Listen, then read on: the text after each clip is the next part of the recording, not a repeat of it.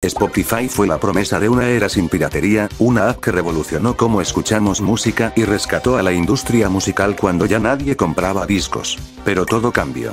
Malas decisiones llevaron a subidas de precios sin mejoras reales, a artistas mal pagados, funciones recicladas, y ahora, canciones generadas por inteligencia artificial. Por eso hoy verás cómo Spotify pasó de salvar la música, a traicionarla por completo. A principios de los 2000, la industria musical estaba al borde del colapso. Las ventas de discos físicos habían caído en picada, las tiendas de música cerraban por montones, y los artistas comenzaban a ver cómo su trabajo circulaba gratis por internet. Plataformas como Napster, Ares y Limewire convirtieron a millones de personas en piratas digitales. Descargar música ilegal no solo era fácil, era parte del día a día. Un par de clics, un archivo MP3, y ya tenías el disco de tu banda favorita de forma rápida, algo que era impensable hace unos años atrás. Las discográficas, que durante décadas controlaron el negocio, estaban perdiendo el control. Intentaron demandar, bloquear, censurar, pero era imposible. El panorama era desolador, parecía que no había salida. Hasta que apareció un joven sueco con una idea que, aunque sencilla, terminaría cambiándolo todo. Su nombre era Daniel Ek, vendió su empresa a Vertigo, a Trade Doubler en 2006 por $1,25 millones cuando tenía 23 años, lo que lo hizo millonario, pero aún así se sentía vacío. Las fiestas, el dinero, los lujos. Nada le llenaba. Lo que realmente deseaba era algo que parecía imposible en ese entonces y eso era poder escuchar toda la música del mundo, de forma instantánea, legal y sin complicaciones. Una experiencia sin anuncios invasivos, sin virus escondidos, sin tener que pagar por cada canción como en iTunes, pero sin robarle a los artistas. Y con esa obsesión en mente, en el otoño de 2005, Daniel se reunió con Martin Lorentzon, un empresario que había conocido al vender su anterior startup, y un grupo de cerebritos del internet sueco, muchos de ellos ex piratas y hackers como Ludwig Strigeus, todos ellos con un único objetivo: construir una aplicación tan rápida como la piratería, pero completamente legal. La idea era ambiciosa, casi utópica. Para lograrlo, diseñaron una arquitectura de streaming tan avanzada para su tiempo que muchos la comparaban con magia. Y en efecto, cuando por fin el prototipo estuvo listo, escuchar música desde ahí se sentía como si estuvieras en el futuro. Pero había un problema gigante. Spotify necesitaba las licencias de las discográficas para operar de manera legal. Y esas mismas discográficas, que venían de pelearse durante años con Napster, no estaban interesadas en confiarle nada a ellos. Por lo que Daniel Ek era simplemente otro tipo con una plataforma que les haría perder dinero. Ante tantos rechazos, Daniel tomó una decisión clave.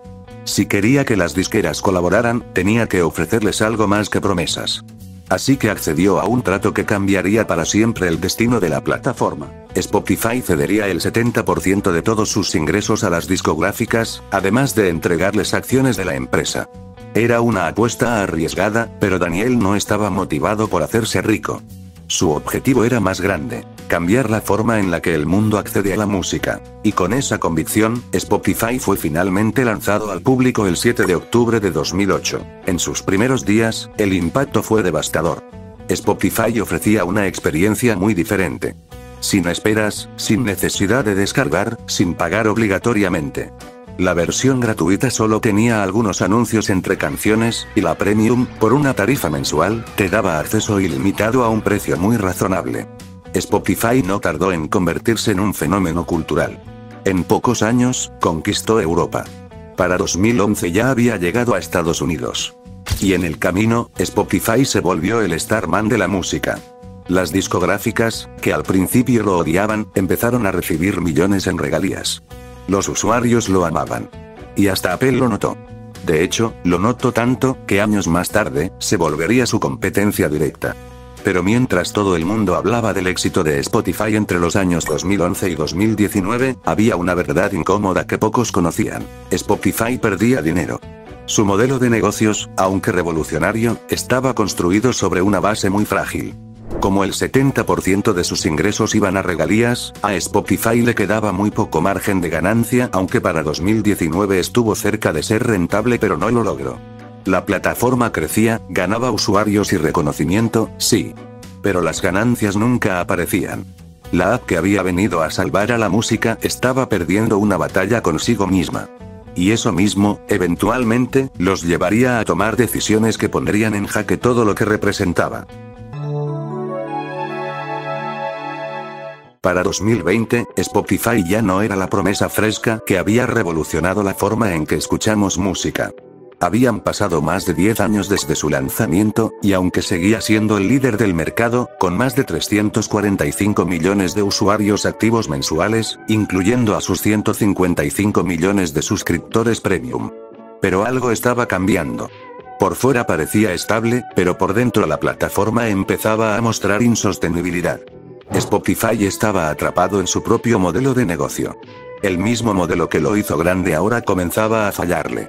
¿La razón? El dinero no alcanzaba. Durante los años de pandemia 2020 y 2021 el consumo de música se disparó. Todos necesitábamos distracciones, y Spotify fue un refugio para millones de personas encerradas en sus casas. Pero esa explosión de reproducciones no se tradujo en ganancias. De hecho, el problema se hizo más evidente. Spotify tenía que pagar entre el 65% y el 70% de sus ingresos a sellos discográficos y editoras. A pesar de sumar millones de usuarios nuevos, seguían cerrando cada año con pérdidas millonarias. No importaba cuánto creciera el número de oyentes, el modelo no era rentable, incluyendo que Spotify pagó más de $7.000 millones a los titulares de derechos en 2021, en comparación con más de $5.000 millones en 2020. La empresa registró pérdidas netas de 581 millones de euros en 2020 y 34 millones de euros en 2021. Así que con eso empezaron a recortar, a ajustar, a buscar formas de ahorrar. En 2021, en un intento por reinventarse, Spotify apostó todo por los podcasts. Invirtieron más de $1.000 millones para crear un nuevo imperio de contenido. Ficharon a estrellas como Joe Rogan, los Obama, Kim Kardashian y firmaron acuerdos con estudios enteros. ¿El objetivo? Crear contenido exclusivo que no dependiera de pagar regalías musicales. Los podcasts se podían monetizar con anuncios propios o pausas publicitarias, parecía una jugada brillante. Pero con el tiempo, surgieron los primeros inconvenientes. Varios programas no generaban el retorno esperado, otros no lograron retener audiencia, y muchos contratos millonarios simplemente no se renovaron. Lo que debía ser un negocio revolucionario terminó siendo una nueva carga financiera. En paralelo, ya para 2022, comenzaron los ajustes de precio. El plan Premium subió en Estados Unidos, Europa y Latinoamérica. De $9.99 pasó a $10.99 y luego a $11.99. Spotify intentó suavizarlo diciendo que eran ajustes por inflación o mejoras en el valor del servicio. Pero los usuarios no tardaron en quejarse. Porque mejoras no había. La app seguía igual. Sin rediseños, sin nuevas funciones importantes, sin un salto real en la calidad de audio. Pagabas más por exactamente lo mismo. Y eso fue el primer gran desencanto para muchos. Mientras tanto, los artistas independientes estaban cada vez más frustrados. Aunque Spotify presumía en su web que había pagado más de $10.000 millones en regalías en 2024, esa cifra estaba concentrada en muy pocos nombres. Taylor Swift, Bad Bunny, Ed Sheeran, The Weeknd, ellos sí ganaban bien. Pero un reporte revelado a inicios de ese mismo año mostró una verdad brutal. Solo el 0,6% de los artistas en Spotify ganaban más de $10.000 al año.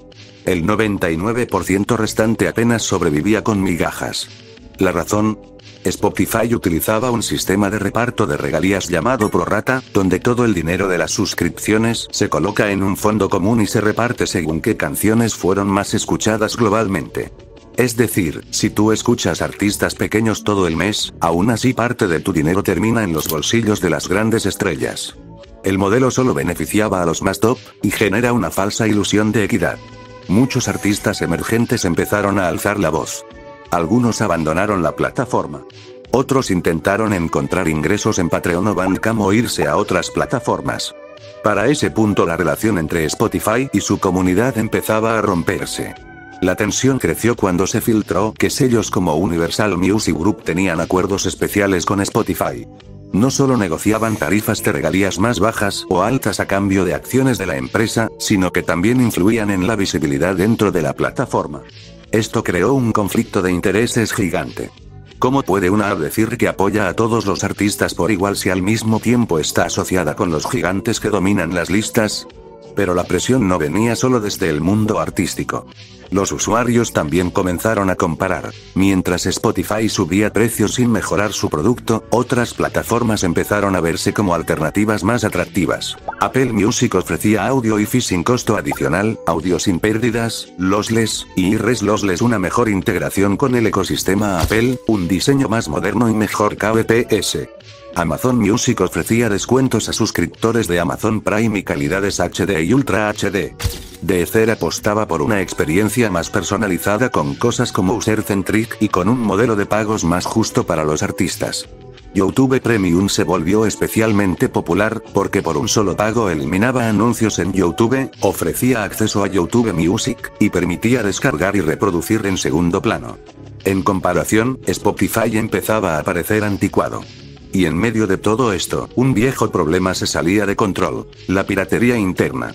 Desde 2017 hasta 2024, las famosas APKs se habían vuelto comunes. Cientos de miles de personas las usaban. Spotify parecía no hacer mucho al respecto, hasta que en 2025 decidió actuar. Lanzaron una ofensiva silenciosa: nuevos filtros antipiratería que detectaban y bloqueaban las APKs en cuestión de horas. Miles de cuentas quedaron suspendidas. Lo que en parte frustró a muchos usuarios, que ya estaban cansados de los anuncios en la app. Para ese punto, entre contratos fallidos, artistas molestos, usuarios desilusionados, competencia feroz y piratería sin control, Spotify necesitaba un cambio urgente. Algo que permitiera recortar gastos sin aumentar los precios otra vez. Una forma de llenar las playlists sin pagar regalías millonarias. Un plan perfecto, y entonces llegó algo que prometía justo eso. Spotify encontró en la música generada por inteligencia artificial su siguiente gran apuesta. Y con eso, comenzaría su capítulo más polémico y rentable. La música generada por inteligencia artificial no llegó de golpe, fue infiltrándose poco a poco.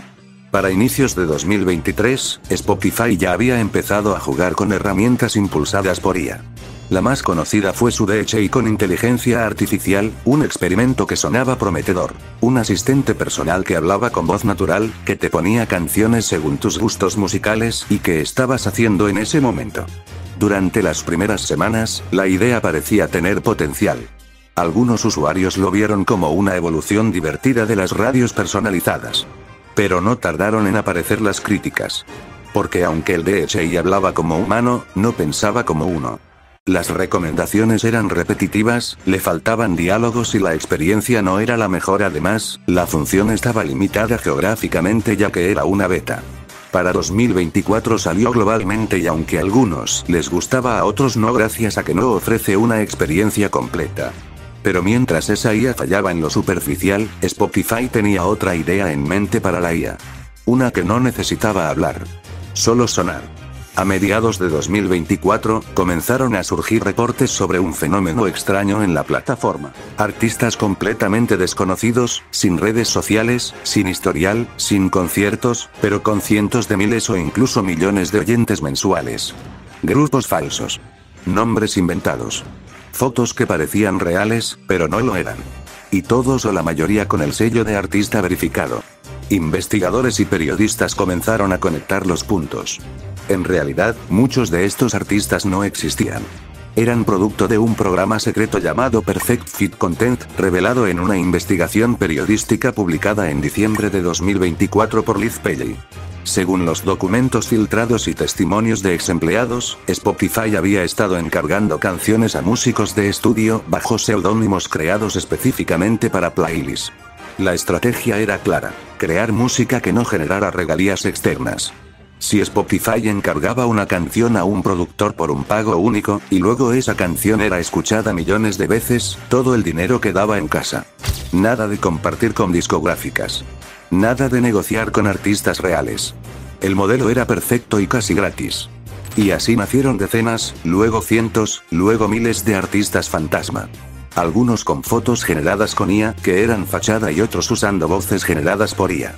Era como un ejército de clones IA silencioso que fue invadiendo las playlists más genéricas. piano y chill, lofi, jazz para estudiar, música para trabajar y hasta algunas playlists muy conocidas.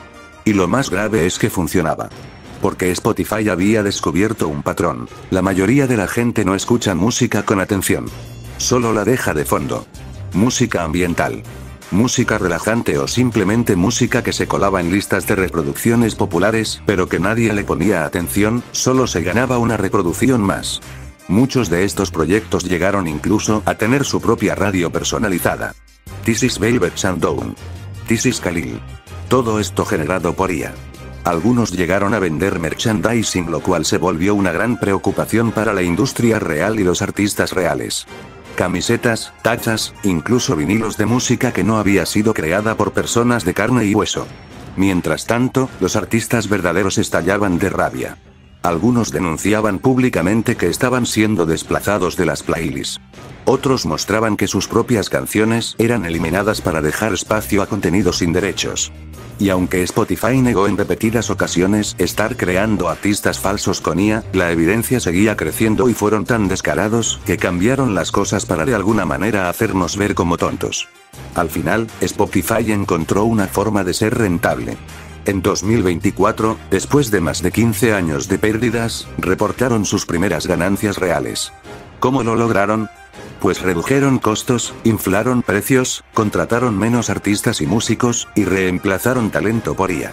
Pero al final del día es el futuro que nos deparará, ya que ahora todo es IA.